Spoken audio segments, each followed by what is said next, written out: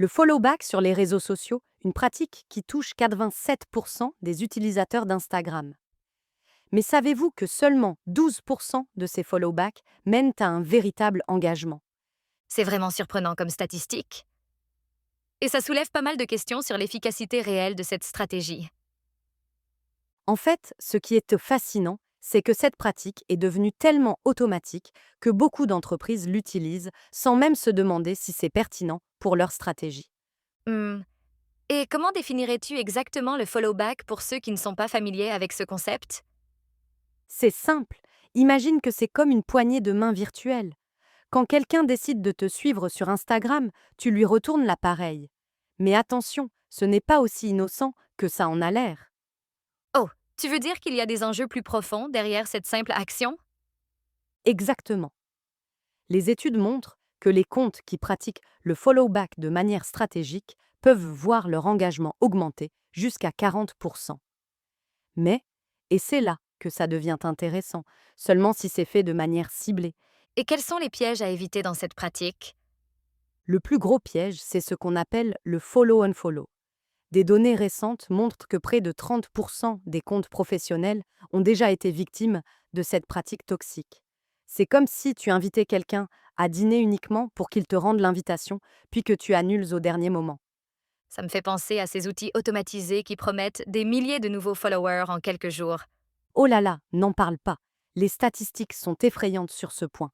Plus de 60% des comptes qui utilisent ces outils voient leur engagement réel chuter dans les 3 mois, sans parler des risques de bannissement par Instagram. Alors, comment peut-on utiliser le follow-back de manière efficace et éthique? La clé est dans le ciblage.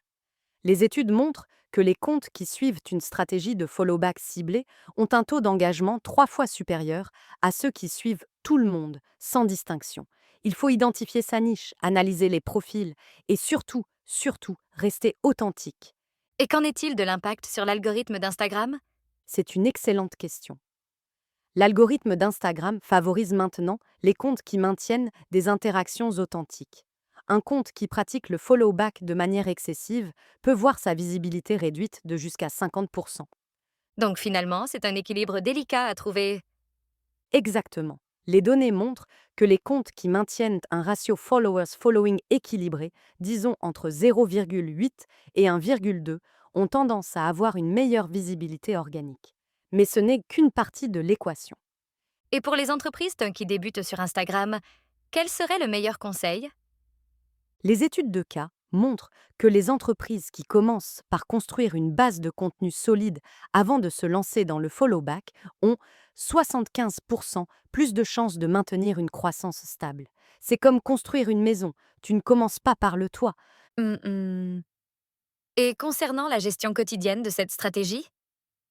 Voici ce que les experts recommandent: consacrer maximum 20% de son temps au follow-back et 80% à la création de contenu et aux interactions authentiques. Les marques qui suivent cette règle voient leur engagement augmenter de manière significative sur le long terme. Donc en résumé, le follow-back n'est pas une solution miracle. Non, c'est plutôt un outil parmi d'autres dans une stratégie plus large. Les dernières études montrent que les comptes qui combinent follow-back ciblé, contenu de qualité et interaction authentique ont un taux de croissance 40% plus élevé que la moyenne. C'est vraiment une question d'équilibre et de vision à long terme. Et pour l'avenir, quelles sont les tendances à surveiller? Les experts prédisent que l'importance du follow-back va diminuer au profit de l'engagement authentique.